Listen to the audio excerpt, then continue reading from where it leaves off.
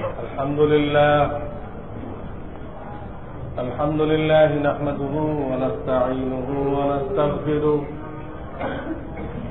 ونؤمن به ونتوكل عليه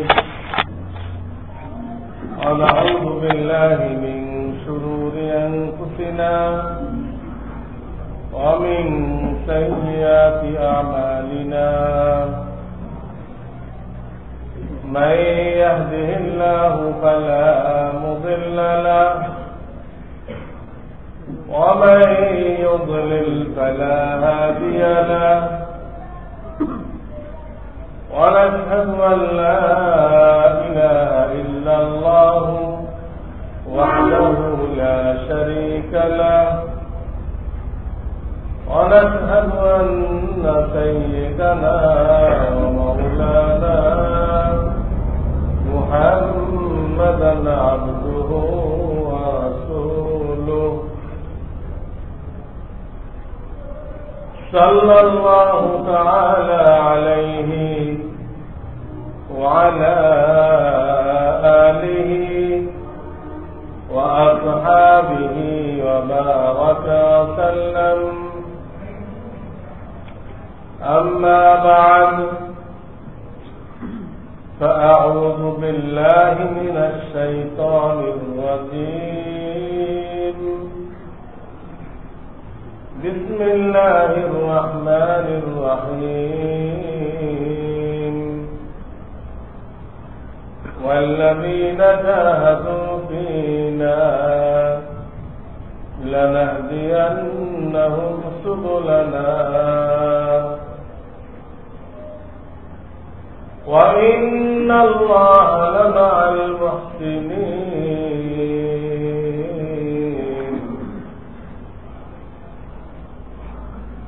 وقال رسول الله صلى الله عليه وسلم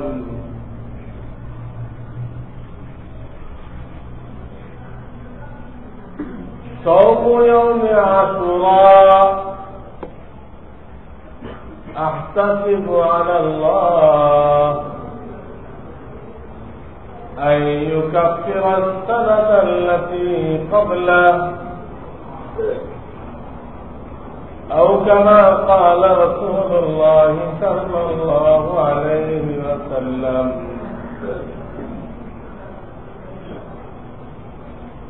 بزرگان محترم، গত জুমায় বলেছিলাম আরবি বছর শেষ হয়ে গেছে। জিলহাজ মাস এটা আরবি বছরের শেষ মাস। এখন যে মাস শুরু হয়েছে এটাকে বলা হয় মুহররম। এটা আরবি বছরের প্রথম মাস। তো আল্লাহ তাআলা আমাদেরকে চন্দ্র মাসের প্রথম মাস, যে মাসের অনেক ফজিলাত রয়েছে, যা কিছুক্ষণ পরে আমি আপনাদেরকে মধ্যে আরোপ করব, সেই মাস পাওয়ার তৌফিক দান করেছে। অপরদিকে যেটাকে ইংরেজি মাস বছর বলা হয়, ঘটনাচক্রে ওইটাও শুরু হয়ে গেছে এই বছর দেখা যেতেছে। একই সময় আরবি বছরও শেষ হল, ইংরেজি বছরও শেষ হল, আবার উভয়টা নতুন বছর শুরু হল। অপরদিকে আমাদের দেশের মধ্যেও আর এক নতুন একটা সময় শুরু হল। এখানে আল্লাহ তাআলা আমাদেরকে পরীক্ষা নেবে,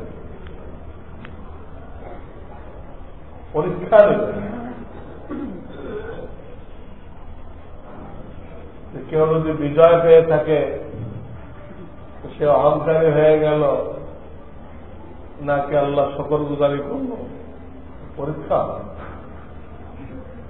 নবী করিম সাল্লাল্লাহু আলাইহি ওয়াসাল্লাম কত কষ্টের মুখে মক্কা শরীফ ছেড়ে চলে গেলেন, মাতৃভূমি ছেড়ে মদিনায় চলে গেলেন। লম্বা ইতিহাস।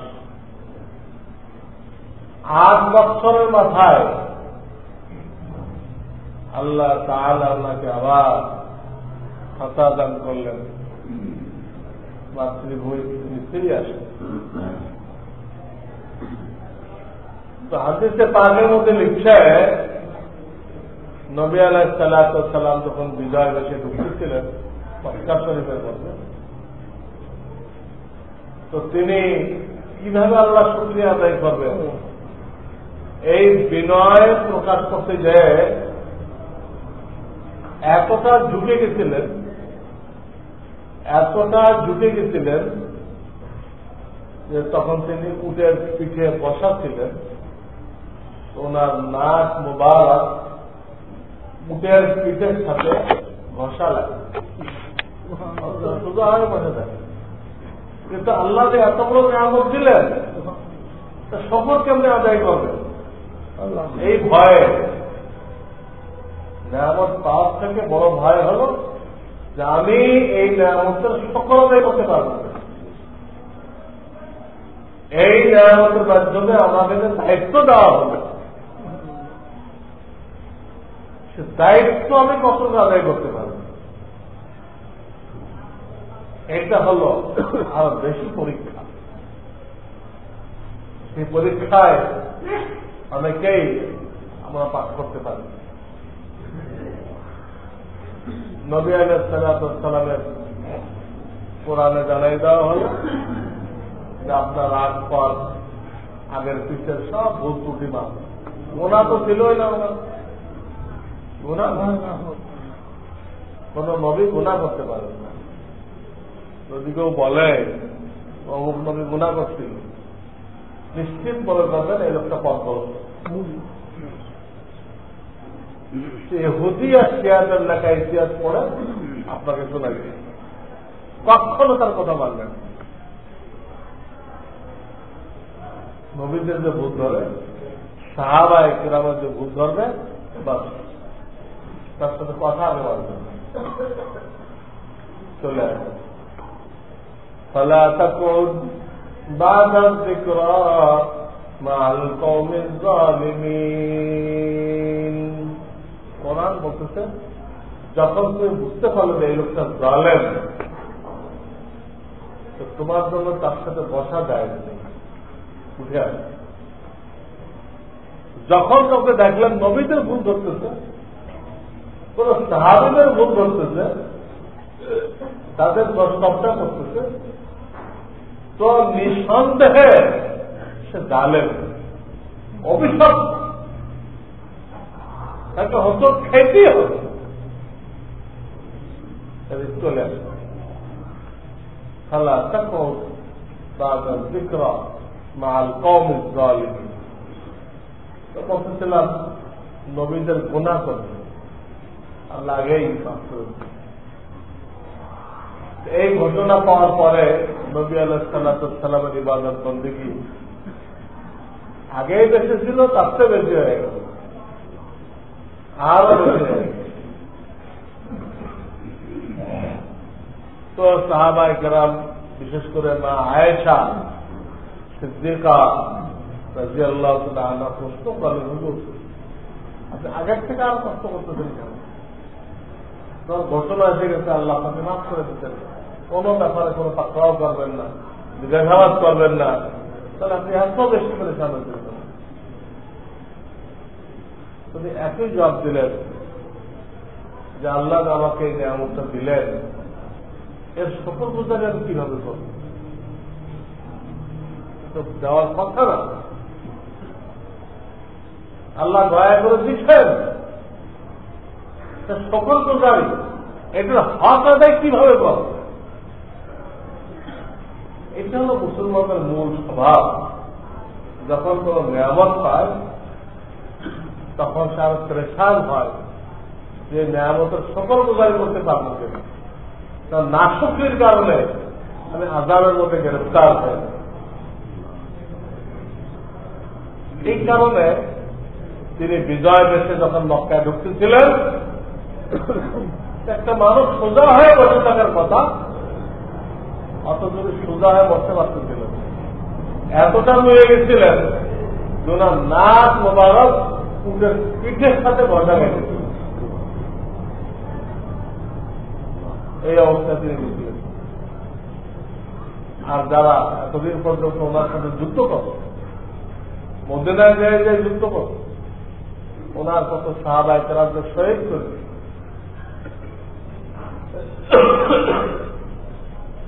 তায়েফে ওনাকে রক্তাক্ত করে, উহুদে ওনাকে রক্তাক্ত করে, সেই লোকগুলো ঠায় দাঁড়ায় আছে। আজকে আমাদের কি অবস্থা হবে, কি অবস্থা হবে? নবী আলাইহিস সালাম তাদেরকে লক্ষ্য করে বললেন, লা তাসরিবা আলাইকুমুল ইয়াউম ইয়াগফিরুল্লাহু লাকুম। আজকে তোমাদের বিরুদ্ধে আমার কোন অভিযোগ নেই, তোমরা না বুঝে ভুল করো। এখন তোমরা ভুল বুঝতে পারো। লা তাসরিবা আলাইকুমুল ইয়াউম, তোমাদের বিরুদ্ধে আমার কোন অভিযোগ নেই। ইয়াগফিরুল্লাহু লাকুম, আমি আল্লাহর কাছে দোয়া করতেছি, আল্লাহ তোমাদের সকলকে মাফ করে দেন। এই হল মুসলমানদের যিনি আদর্শ, তার বিজয়ের ঘটনা, তার সুন্নত, তার তরিকা। কেন এসব জিনিস সামনে রাখতে হবে। মুসলমানদের দেশ, তাদের তাদের আমল করার জন্য এই হাদিসগুলো জানা থাকা খুবই জরুরি। তো আল্লাহ রাব্বুল আলামিন নবী আলাইহিস সালামের আদর্শ আমাদেরকে বাস্তবায়ন করার তৌফিক দান। আজকে মূলত যে বিষয়ে কথা বলতে চাচ্ছি আমি, যেহেতু এই মাসের মধ্যেই আশুরা, মুহররম মাসের 10 তারিখকে আশুরা বলা হয়। আশারুল মানে 10, আর ওই বিশেষ দিনকে বলে আশুরা। আশারুল থেকে আশুরা। এই দিনে আল্লাহ তাআলা অনেক আজীব আজীব ঘটনা ঘটাইছেন, নিজের অনেক কুদরত জাহির করেছেন। যেমন নূহ আলাইহিস সালামের জমানায় যে মহাপ্লাবন হয়েছিল, সেই প্লাবনে ওনার যে সফিনা ছিল, সেটা এই আশুরার দিনে জুদি পাহাড়ের উপরে এসে থেমে গেছে। অথচ পানির উপরে বাচ্চা ছিল, পানি ছাড়া কিছুই ছিল, কুল কিনারা কাপের তেল গেল ডুবায় একদম শেষ। তো যাই হোক, ওনার ওই সফিনা এটা দুটি পাহাড়ের উপরে ওদের এসে থেমে গেল। অবস্থান মানুষের অন্তরটা পানি আছে, মাটি পাইলাম। তার মানে তাদেরকে এই মহাপ্লাবন থেকে নাজাত দেওয়া হবে। এই ঘটনা ঘটতে আসতে যাচ্ছে। আর এক বড় ঘটনা ঘটছে, হযরত মূসা আলাইহিস সালাম তার উম্মতকে নিয়ে খুব কষ্টে ছিলেন মিশরে। ফেরাউনের লোকজনের হাতে খুব নির্যাতিত ছিল। তো আল্লাহর নির্দেশে উনি ওনার লোকজন নিয়ে রাতের অন্ধকারে বেরোয় পড়ছিলেন। ওনার বাপদাদার যে জন্মভূমি শাম, যেটাকে আমরা বলি সিরিয়া, আরবিতে বলে সুরিয়া, ওখানে চলে আসে। উনি যে জায়গাতে আসতেছিলেন টার্গেট করে, ওই জায়গা দিয়ে আসলে কোন সাগর পড়ত না। মিশর আর ওই জায়গার মাঝখানে কোন সাগর নেই। এখন অবশ্য আছে, ওটাকে পরে কেটে সাগর বানানো হয়েছে। ওই জামানায় কাটা হয় নাই, এখন কাটা হয়েছে। ওটার নাম হল সুয়েজ খাল। সুয়েজ খাল যে জায়গাটা কাটছে, ওই জায়গাতে উনি আসতে চাইছে। জিদ্দাতে যে সাগর আপনারা দেখেন, ওই সাগরটা কিন্তু একটা জায়গায় যায় শেষ হয়ে গেছে। আসবে ওপাশে আছে ভূমধ্য মহাসাগর। স্পেন গেছে, স্পেনের উত্তর সাইড দিয়ে ওটা ঢুকছে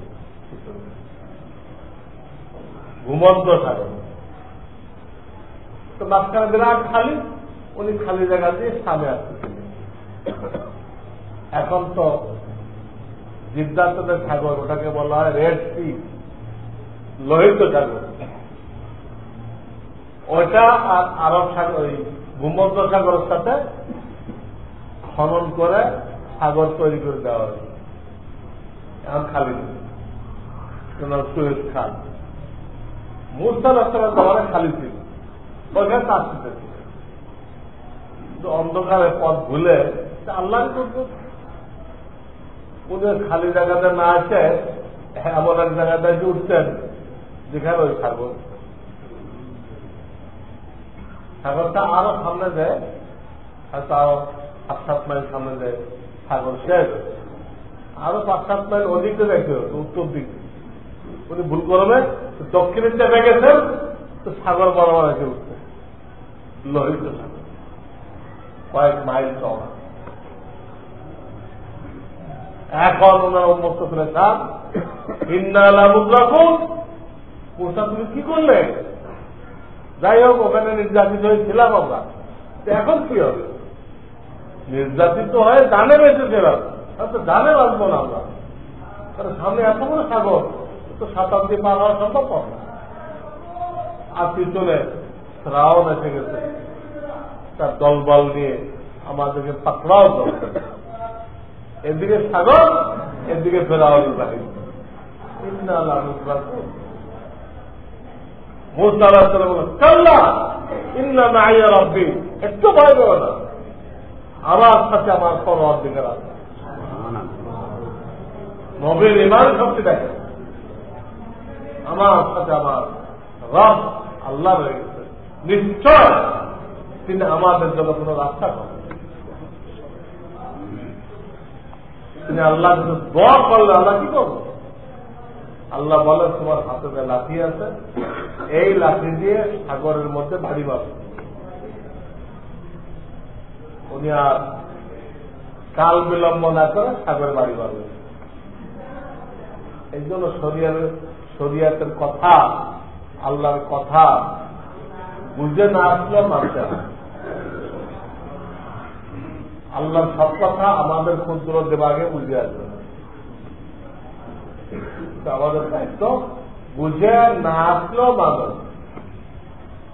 এর মধ্যে তোমার কামিয়াবি রেখা হয়েছে, মানতে পারো। অনেক কথা বুঝে আসবে। ইব্রাহিম খলিল্লাহকে তো ছেলে জবাই করতে বলল, কি যুক্তি দিবে না? বুড়া বয়সে এক ছেলে, একটাই ছেলে তখন, এটা জবাই করতে বলছে, কোনো যুক্তি নেই। কিন্তু উনি আল্লাহ হুকুম করতে গেলেন, করতে যে আল্লাহ তারা কত বড় মকবুলিয়াত দান করলেন। আবার ছেলেও বেড়াই দিলেন, ছেলেও বেড়াই দিলেন, ওনাকে অনেক উচ্চ দরজা দিলেন, খলিল বানাই দিলেন। ইসরায়েলকে খলিল, অন্তরঙ্গবদ্ধ বানাই দিলেন। কি এমনি হয়েছে? কোরবানের কারণে। তো আল্লাহ রসুলের কথা যখন সামনে আসে, এখানে যুক্তি খোঁজার দরকার নেই, মানতে হবে। যে মানবে সে কামিয়াব। আপনার যুক্তির পিছনে তো হইবে, যুক্তির মধ্যে মুক্তি নেই, সে ধ্বংস হবে। আল্লাহ রসুলকে মানে না। সে নিজের যুক্তির পূজারী। যুক্তিতে আসলে করে না, হয়তো করে না, সে ধ্বংস। তো মুসা আলাইহিস সালাম সাগরের মধ্যে বাড়ি বাঁধল, ফেরাউনের মাথার উপরে না, ডাল লস্কর উপর হামলা করেন। হুকুম ছিল এইটা, এটা কথা আল্লাহর কুদরতে আল্লাহ তাআলা সাগরের মধ্যে রাস্তা করে দিলেন, একদম নিচের মাটি পর্যন্ত পানি সরে যায়, একদম প্রাচীরের মতো খাড়া হয়ে থাকে। ওনারা তলদেশ দিয়ে কি করলেন, তলদেশ দিয়ে পার হয়ে চলে গেল।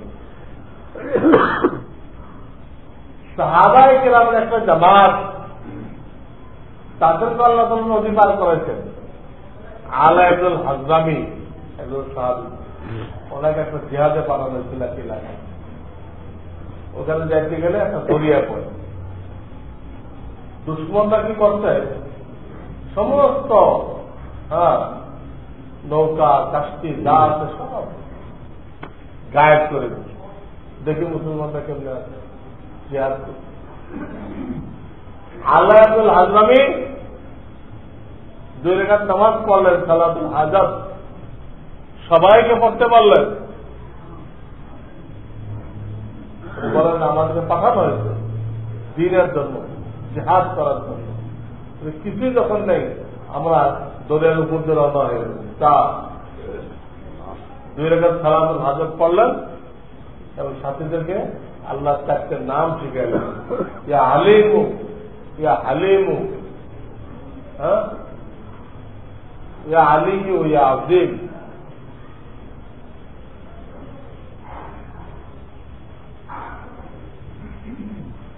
চারটে নাম শিখাইছেন। ওই জায়গায় সবচেয়ে হায়াতুস সাহাবা বাংলা কক্ষা করল, তার মধ্যে এই ঘটনা ইয়া আলিমু, ইয়া হালিমু, ইয়া আলিয়ু, ইয়া আযীম। ইয়া আলিমু, ইয়া হালিমু, ইয়া আলিয়ু, ইয়া আযীম, এই 4টে নাম শিখাইছেন। ওরা পড়লেন, কমান্ডার ইন চিফ অর্ডার দিলেন দরিয়ায় নেমে যাও। আল্লাহর আজীব কুদরত, এনারা দরিয়া পার হয়ে গেলেন, তখন ওই নদীতে স্রোত চলতেছে, ওনারা পানির উপর দিয়ে পার হয়ে গেলেন। ইসলামের সব ইতিহাসে এই ঘটনা নেই। ওখানে তো পানি সরায় সাগরের তল দিয়ে রাস্তা করে দিচ্ছে, আর এখানে পানি উপর দিয়ে চলে গেল। আল্লাহ আল্লাহ মুসলমানদের সাহায্যার্থে সবকিছু করতে পারে। তো মুসা আলাইহিস সালামের বাহিনী ওই সাগরের তলা দিয়ে মাটির উপর দিয়ে পার হয়ে চলে গেল। তারা যখন সাগরের মাঝখানে, সাগরের ভিতর ধরো 2 মাইল 3 মাইল গেছে, মাঝখানে তখন ফেরাও দেখো আমার হুকুমে সাগর রাস্তা করে দিল, আর এই রাস্তাতে তারা পার হয়ে গেছে। সে তো খোদা, সে তার খোদাই প্রমাণ করবে। আমি হুকুম করে আসছিলাম যাতে আমি ওদেরকে নিয়ে ধরতে পারি।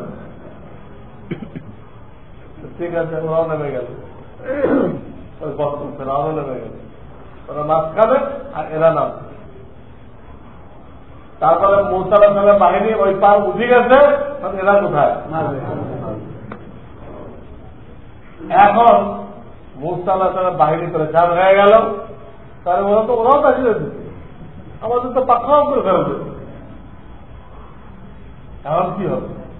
উনি আল্লাহর কাছে দোয়া করলেন, আল্লাহ বললেন আর এক কাজ করো, আবার সাগরে তোমার লাঠি দিয়ে বাড়ি। উনি দ্বিতীয় আর এক বাড়ি মারলেন।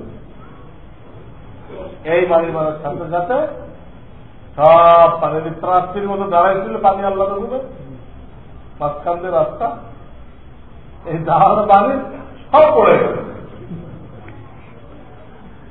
পড়ে ফেরাউনের বাহিনী এখানে একদম সলিল সমাধি হয়ে গেল।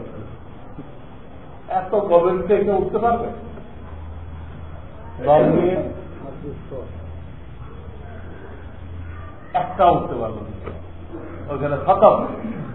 পানি যখন এবার পড়তে আরম্ভ করলো দুই সাইড দিয়ে ভেঙে, তখন সে তাড়াতাড়ি ইমান আসবে। লা ইলাহা পড়তেছে, লা ইলাহা পড়তেছে, কিন্তু পড়ার সুযোগ সে পায়নি। জিব্রাইল এসে হুমকি দিল, আল্লাহ এখন সময় হয়েছে, সকালে আশাই তা কম, সারা বেতন তুমি নবীর সাথে না ফারমানি করে আসছে, এখন মৃত্যুর সময় ইমান গ্রহণযোগ্য না। মৃত্যুর সময় মৃত্যুর আলামত দেখেন, ইমান আনলে ওই ইমান গ্রহণযোগ্য না। তো সে আর ইমান তো কলমা পড়ছিল, কিন্তু ওই সময় পড়াটা গ্রহণযোগ্য না, কাজে লাগে না। আমানতু বিমা আমানা বিহি বানু ইসরাঈল বলছিল, বলে ইসরায়েলকে খোদার পর ইমান আছে, আমিও সেই খোদার পর কি করলাম, এই সময় মৃত্যুর আগ মুহূর্তের যে সময়টা, এই সময়টার ইমান গ্রহণযোগ্য না। তবে একদিকে মুসা আলাইহিস সালাম বাহিনী চাইছিল, ফেরাউন মঠ থেকে আমাদের বিশ্বাস দিতে না, এত বড় প্রতাপশালী বাদশাহ, এরা তো কোনোভাবে কি হয়ে গেছে, বেঁচে গেছে, ও তো বিশ্বাস দিতে না। এই জন্য আল্লাহ তাআলা কুদরত দেখাইলেন, অন্য রাস্তা দেখা গেল না, ফেরাউনের লাশ ভেসে উঠল, ঢেউতে কিনারে নিয়ে গেল, সব বনি ইসরাইল প্রত্যক্ষ করলো এই ফেরাউনের লাশ। আল্লাহ ঘোষণা করলেন, فَالْيَوْمَ نُنَجِّيكَ بِبَدَنِكَ لِتَكُونَ لِمَنْ خَلْفَكَ آيَةً। আজকে হে ফেরাউন, আমি তোমার বডিকে নাজাত দিব, রক্ষা করব।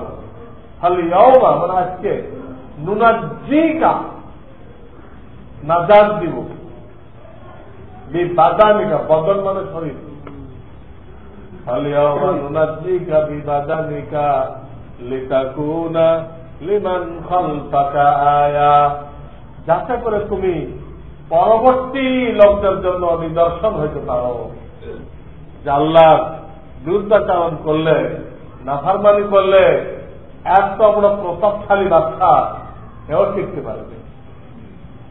তোমার মতো এই সমস্ত সাধারণ মানুষ আল্লাহ নাফরমানি করে ধ্বংস হয়েছে। এই যে ঘটনা আল্লাহ তাআলা বনি ইসরায়েলকে নাজাত দিলেন, আর ফেরাউনকে ডুবাই মারলেন। অনেকে মনে করে এটা নীল দরিয়া হয়েছে, এটা গলত। নীল দরিয়া, নীল দরিয়া তো খাল, লোহিত সাগরে হয়েছে। এটা এই মুহররমের 10 তারিখ আশুরার দিন।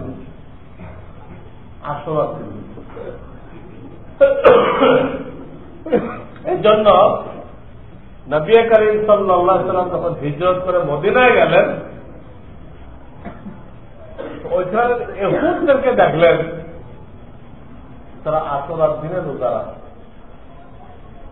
হুজুরে জিজ্ঞেস করলেন, কিসের রোজা রাখছো তোমরা? এটা বললো, আমাদের নবী মুসা আলাইহিস সালামকে আল্লাহ তাআলা এই দিনে ফেরাউন থেকে নাজাত দিয়ে দিয়েছিল, আর দুশমন বাহিনীকে একদম সদল বলে ধ্বংস করে দিয়েছে। কাজেই মুসা আলাইহিস সালাম শুকরিয়া হিসেবে রোজা রাখছিলেন, আমরাও শুকরিয়া হিসেবে কি বলি। তখন আমাদের নবী আলাইহিস সালামকে বললেন, তোমরা তো মুসা আলাইহিস সালামের ধর্মকে রক্ষা করো না, আরে বিগড়াই দিবে। মুসা আলাইহিস সালামের অনুসরণ করার জন্য বা তিনি রোজা রাখছিলেন সেই রোজা রাখার জন্য তোমাদের থেকে আমি বেশি হুজুর।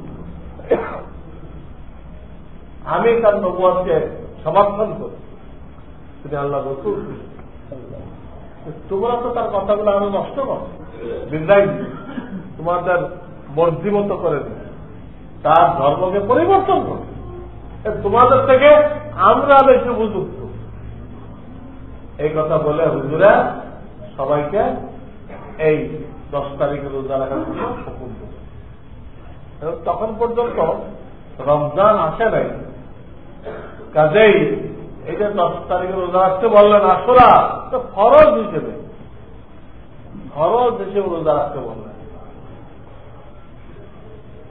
পরে কেউ কেউ আমার বলল আপনার মধ্যে আর একটা নির্দিষ্ট আছে যে আপনি ইহুদ খ্রিস্টানদের বিরোধিতা করবেন। হুজুর হ্যাঁ, এটাও নির্দেশ। শুনে রাখো, সামনের থেকে আমরা ওই 10 তারিখের আগের দিন লাইন বাকি একটু আমি যদি আগামী বছর বেঁচে থাকি লাসুরমান নাস্তা আমি 9 তারিখেও রোজা রাখবো, অথবা ওর পরের দিন রোজা রাখবো। এটা বললেন, উম্মতকেও বলে দিলেন আশুরা, তোমরা আশুরা রোজা রাখো।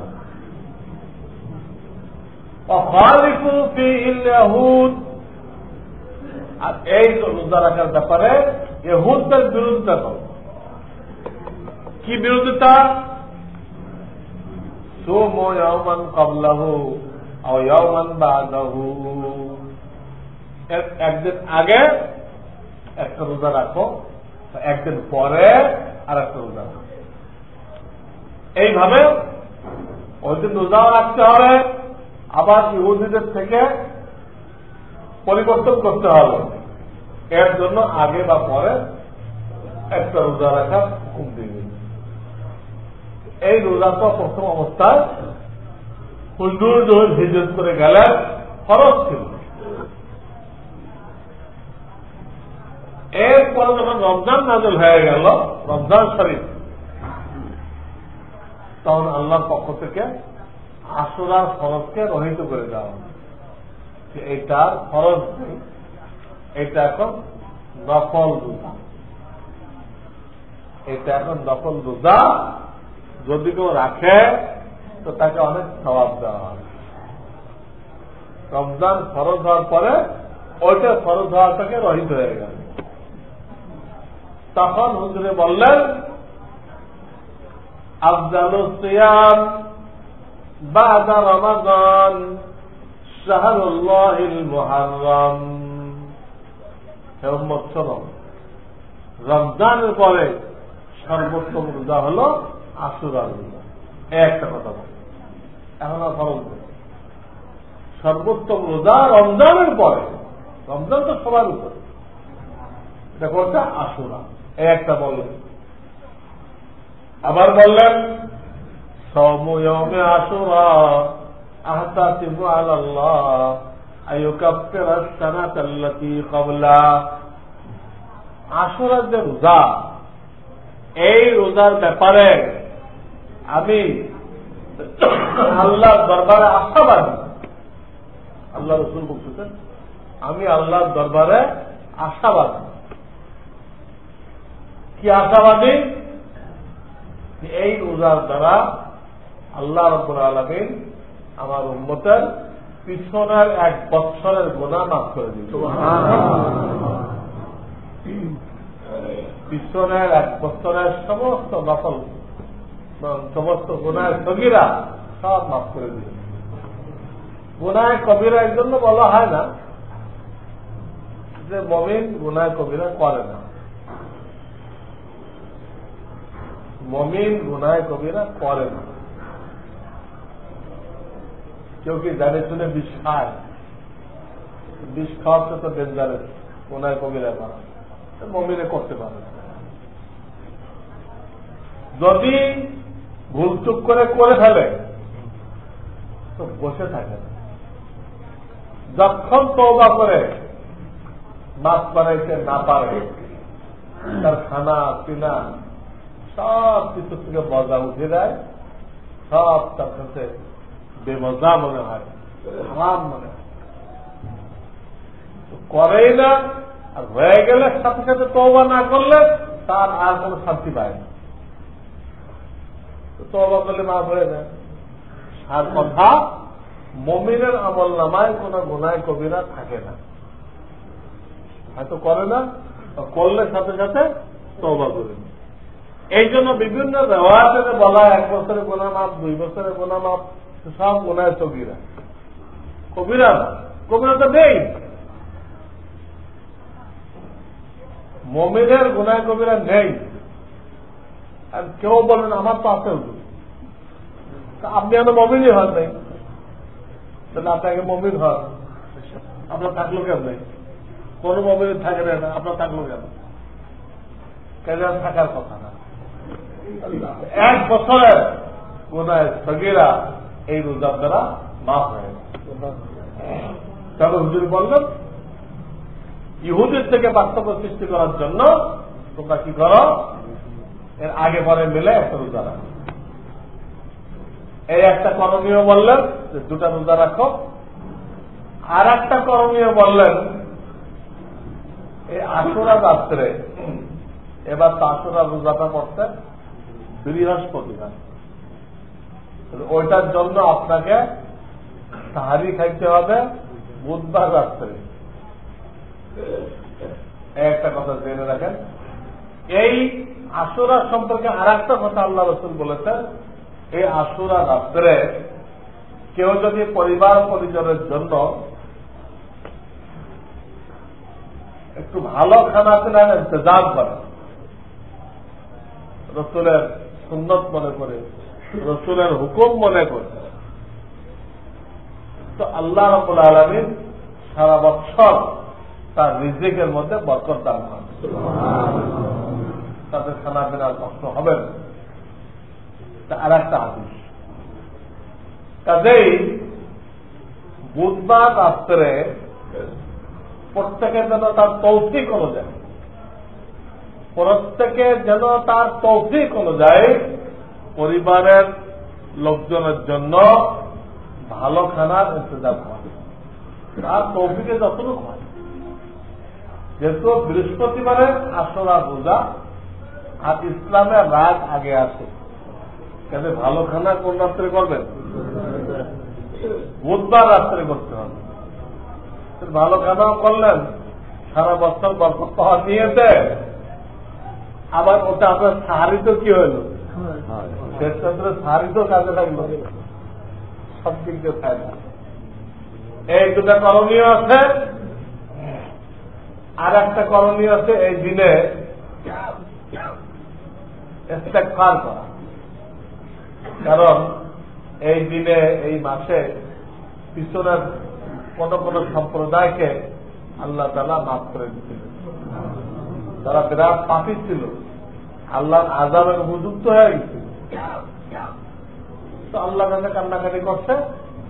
এই মাসে বা এই দিনে আল্লাহ তাদেরকে মাফ করে দিচ্ছেন, ঘোষণা করছেন ভবিষ্যৎ এই মাসে এই দিনে যারা ইস্তেগফার করবে আমি তাদেরকেও মাফ করে দিব। এই জন্য ওই হাদিস দ্বারা ইস্তেগফার করা এটাও প্রমাণিত। আর চতুর্থ কাজ, এই দিনে নবী আলাইহিস সালাতু ওয়াস সালামের কলিজার টুকরা ইমাম হুসাইন রাদিয়াল্লাহু তাআলা আনহু, অন্যায় অবিচার বন্ধ করার জন্য সব আরাম আয়েশ ত্যাগ করে বেরোয় পড়ছিলেন। যদিও ওনার উদ্দেশ্যে উনি কামিয়াব হইতে পারেন নাই, কামিয়াব হওয়াটা আমাদের হাতে না, আমরা চেষ্টা করতে পারি। কামিয়াব হবো কেন, এটা কার হাতে? বান্দাকে চেষ্টা করার বেশি কোনো দায়িত্ব দেওয়া হয়নি। তোমার চেষ্টাটা ঠিক ছিল কিনা এটা আল্লাহ দেখে। কামিয়াব হইতে পারে নাই, এই জন্য আল্লাহ কোনো প্রশ্ন পারবে না, কামিয়াব হইতে পারবে না কেন? কামিয়াবি বান্দার আছে, তুমি ঠিক কাজটা করছিল কিনা, তা ভুল করছো। সেটা কাজ হয় না, ভুল তার দেখে না। কাজ করে গলত। একজন আমাদের দায়িত্ব সহি কাজ, উনি সহি কাজটা করছিলেন। আমার যতটুকু ক্ষমতা আছে এই ক্ষমতাটুকু নিয়ে, কারণ এজিদকে যখন নাকি ওনার বাপে ঘোষণা করে আমার পরে সেই মুসলমানদের বাদশা হবে, তখন কিন্তু সে ভালো লোক ছিল, খুব নামাজি, হ্যাঁ খুব চিন্তা, বিভিন্ন যুদ্ধে পাঠাইছে, খুব সাহসী ভূমিকা রাখতেছে এখানে, খুব ভালো। এমনকি তাকে যখন হযরত মুআবিয়া রাদিয়াল্লাহু তাআলা পরবর্তী খলিফা ঘোষণা করলেন, উনি ওনার মজলিসের শূরার সাথে পরামর্শ করে উম্মতকে একসাথে ধরে রাখার এর থেকে যোগ্য মানুষ নেই, সবাই একমত হল। অন্য কাউকে দিলে উম্মত দুই টুকরা হবে। আর আপনি যেহেতু সবাইকে ধরে রাখছেন, আপনার পরিচালনার তরিকা এই কাজটার থেকে দেখছে, এ সবাইকে ধরে রাখতে পারে। এই কারণে তিনি তাকে বানিয়েছিলেন। না যায় না, সেটা রাজতন্ত্র বলে না। রাজতন্ত্র বলে যে আপনি খামাখা যোগ্যতা নেই কিচ্ছু, তাও বসাই দিলেন, এটা রাজতন্ত্র। এজিদকে যোগ্যতার ভিত্তিতে বসানো হয়েছিল, কিন্তু ওর কেসপত খারাপ। যোগ্যতার ভিত্তিতে বসানো হলো, বাপ মরে যাওয়ার পরে যখন পাওয়ারে আসলো সে, তখন ওই চেলা কামুন্ডের কারণে সে নষ্ট হয়ে গেল। চেলাবেলার কারণে এজিদ কি হয়ে গেল। অনেক লোক এরকম হয়, আগে ভালো থাকে, ক্ষমতা পাওয়ার পরে ব্যালেন্স রক্ষা করতে পারে। পাশের লোকজনের কারণে কি করতে পারে না, ব্যালেন্স রক্ষা করতে পারে না। এজিদের এই হাসল হয়েছে, তখন না তার নামাজের ঠিক, নামাজ পড়তো বা না পড়তো, অনেক মারাত্মক কাজ সে করল, এবং সে তার ক্ষমতাকে আঁকড়ে ধরার জন্য ইমাম হুসাইনকে শহীদ করে দিল। ডাইরেক্ট সে করে নাই, করছিল তারই একজন গভর্নর উবাইদুল্লাহ বিন জিয়াদ। কিন্তু হুসাইনের মাথা যখন এজিদের দরবারে নিয়ে গেছে, এজিদ এতটুকু বলছিল যে পোড়া কুমারী উবাইদুল্লাহ, তোর জায়গায় যদি আমি হইতাম তা আমি অন্য কোনো ব্যবস্থা নিতাম, অন্তত হুসাইনকে শহীদ করতাম না। এই একটা কথা বলছিল সে, তার চোখে কিছু পানিও হয়েছিল। কিন্তু এগুলো কি অন্তরের থেকে না, এগুলো কোন ডিপ্লোমাসি রাজনৈতিক কান্দা, এটা ঐতিহাসিকরা ঠিক করতে পারেনি। এই কথাটা কইছিল, কিন্তু পরবর্তী ঘটনা দ্বারা বোঝা যায় এগুলো অন্তরের থেকে না। কেমনে বোঝা গেল? ওই যে গভর্নর এই কাজগুলো করছে তাকে তো শাস্তি দেয়নি, হ্যাঁ, তাকে তাকে ধমকিও দেয়নি, তাকে তো গভর্নরের থেকে বরখাস্ত করে নেই। তাহলে কি বোঝা গেল? এজিদ নিজে হাতে এই কথা নতুন করে নাই, এই কাজ নিজে হাতে করে নাই, কিন্তু যে করছে তার উপরে সে সন্তুষ্ট। না হলে কেন তাকে ফাঁসি দিল না? তোকে কে করছিল হুসাইনকে শহীদ করতে? ধরে আমার সাথে পাঠাই দিতাম, যা করছিল আমি বুঝতাম, শহীদ করলে কেন? এত করতে পারে না করার কারণে হুসাইনের এই শাহাদাতের দায় দায়িত্ব এখন শুধু ওই উবাইদুল্লাহর কান্দে থাকবে না, কার কান্দে যাবে? এজিদের কান্দে যাবে। তো লম্বা ঘটনা, এই ঘটনা বলতে তো কয়েক ঘন্টার দরকার। আমি এসে লম্বা ঘটনা ঠিক যাব না, আমি এটুকু বলবো যে আমরা অনেকে মনে করি এই যে হুসাইন শহীদ হয়ে গেল আশুরার দিন, এই কারণে মনে আশুরার এত ফজিলত, এটা মনে করি না? তো ফজিলত তো আল্লাহ রসুল আগে বলে দিয়ে গেছে, তখন তো হুসাইন কি হয়নি, শহীদ হয়নি। আর হুসাইন যখন শহীদ হয়েছে তখন তো আল্লাহ রসুল দুনিয়াতে নেই। এই দিনের কারণে আশুরার ফজিলত কেমনে হলো? হ্যাঁ, এই দিনের কারণে হয় নাই। বরং ওনার শাহাদাতকে, ওনার শহীদ হওয়াকে আরো বেশি ফজিলতপূর্ণ করার জন্য আল্লাহ রাব্বুল আলামিন এই ফজিলতের দিনে এই ঘটনাটা ঘটাইলেন। এটা সূক্ষ্ম কথা। ওনার কারণে আশুরার ফজিলত আসে নাই, আশুরার কারণে ওনার শাহাদাতের ফজিলত আরো বেড়ে গেছে, আরো বেড়ে গেছে। কাজে এইখানে তো আমাদের শিক্ষা দিতে হবে যে আল্লাহর কাছে যে কারো দাম বাড়ে, কিভাবে বাড়ে দাম? দ্বীনের জন্য যে কুরবানি করে তার দাম বাড়ে। আল্লাহ রাসূল তায়েফে কি কুরবানি করলেন? সারা শরীর রক্তাক্ত হয়ে গেল, জুতা আটকে গেল, জুতা পায়েতে খোলা রেখে দিল। উহুদের যুদ্ধে কি কুরবানি করলেন? 100 কাছাকাছি তীর তলোয়ার লাগছে উহুদের যুদ্ধে আল্লাহ রাসূলের গায়ে, দাঁত ভেঙে গেছে, লোহার টুপির কড়া মাথার মধ্যে ঢুকে গেছে। কত কুরবানি করছে আল্লাহ তাআলা ওনাকে, এত বড় মাকাম দিচ্ছেন, কত বড় কুরবানি করছে। ঠিক তেমনি ভাবে রসুলের কলিজার টুকরা তাকে এই করুণ ভাবে শহীদ করার আল্লাহ কোন দরকার ছিল না, কিন্তু কেন করেছে? তাকে পরকালে অনেক বড় বিশাল মর্তবা দেওয়ার জন্য। মর্তবা পাইতে হলে এখানে কুরবানি লাগবে, মর্তবা পাইতে হলে দ্বীনের জন্য কুরবানি লাগবে, ত্যাগ লাগবে, ত্যাগের উপরে হবে, মর্তবা হবে। এর জন্য করেছে। এটা আমাদের শিক্ষা নিতে হবে, এই মাসের শিক্ষা যে আল্লাহ দ্বীন আমার ভিতরে আনার জন্য, দুনিয়াতে পৌঁছায় যাওয়ার জন্য আমার জান মালের কতটুকু কুরবানি আছে প্রত্যেকে ক্যালকুলেশন করি। আশুরা ক্যালকুলেশন করার মাস। উনি জান মাল সব মিলাই দিলেন, সব শেষ হয়ে গেল আল্লাহ দ্বীনের জন্য, আল্লাহ দ্বীনকে সমন্বিত করার জন্য। আমি কতটুকু করছি? আমি এতটুকু না পারি, 4 মাসের জন্য বেরোয় যাই জান মাল নিয়ে, তাহলে আমি এটুকু করছিলাম। কিন্তু আমাদের অনেকের দেখা যায় কুরবানি নেই। যারা মসজিদ মাদ্রাসা পরিচালনা করতেছে, এর জন্য জান মাল দিচ্ছে, তারাও ইমাম হুসাইনের ওই শাহাদাতের কিছু নমুনা বাস্তবায়ন করছে। মসজিদ মাদ্রাসা টিকায় রাখার জন্য জান মালের কুরবানি করতে হবে। সারা দুনিয়ার কাফেরদের কাছে ইসলামের দাওয়াত পৌঁছায় দেওয়ার জন্য জান মালের কুরবানি করতে হবে। ওই কুরবানির দ্বারা আল্লাহর কাছে আপনার আমার দাম বাড়বে। তো ইমাম হুসাইনের শাহাদাতের কিচ্ছা এটা ব্যাখ্যা করা সম্ভব হইতেছে না।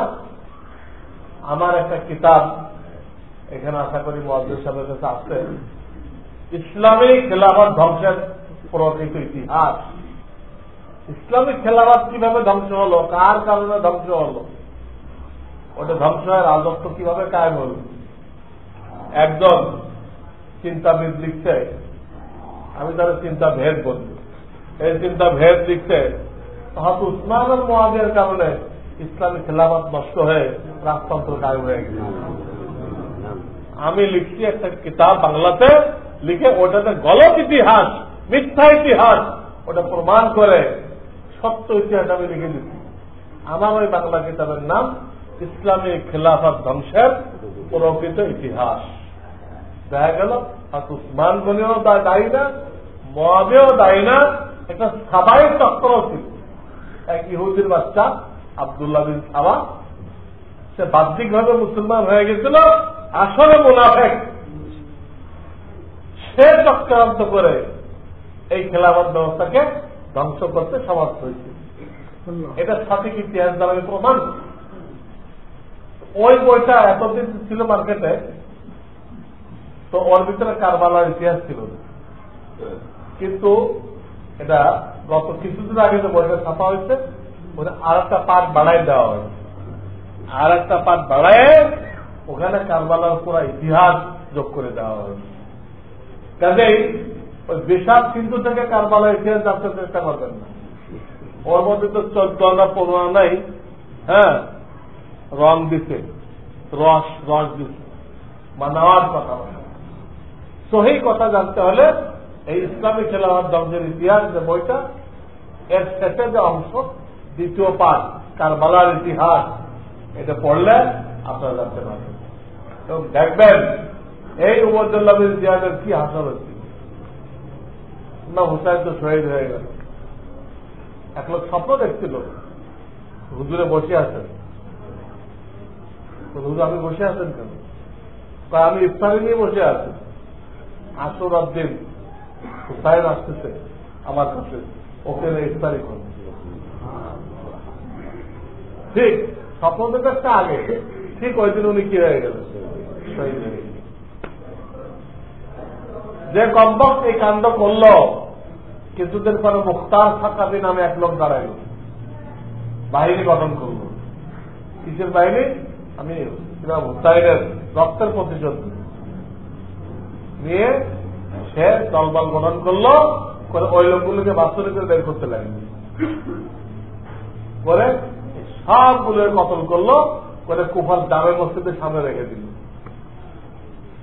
তখন সাপ আসলো, সাপ আসে উবাইদুল্লাহ বিন জিয়াদের নাকের মধ্যে ঢুকে আর মুখের মধ্যে দিয়ে বের হয়। সবগুলো পাপিষ্টদের এই নাকের মধ্যে করতে সাপ আছে। আল্লাহর কুদরতে সাপে আসল আজাব তো হবে পরে, কবরে রাখার পরে। দুনিয়াতে আজাব শুরু হয়ে গেল। বিষাক্ত সাপ নাক দিয়ে ঢুকতেছে, মুখ দিয়ে বেরোতেছে, কোনটা মুখ দিয়ে ঢুকতেছে, নাক দিয়ে বেরোতেছে। এইসব কথা আমাদের বইয়ের মধ্যে আপনার পাবেন ইনশাআল্লাহ। তো আল্লাহ তাআলা এই যে করণীয় গুলো বললাম, এই করণের মধ্যে থাকবেন।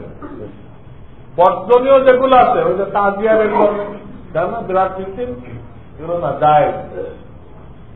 ওখান থেকে রঙিন পানি খাওয়াবে, বা ইমাম হুসাইন পানি না খেয়ে মরে গেছে, তারপর লোকজনে পানি খাওয়াই দিচ্ছে।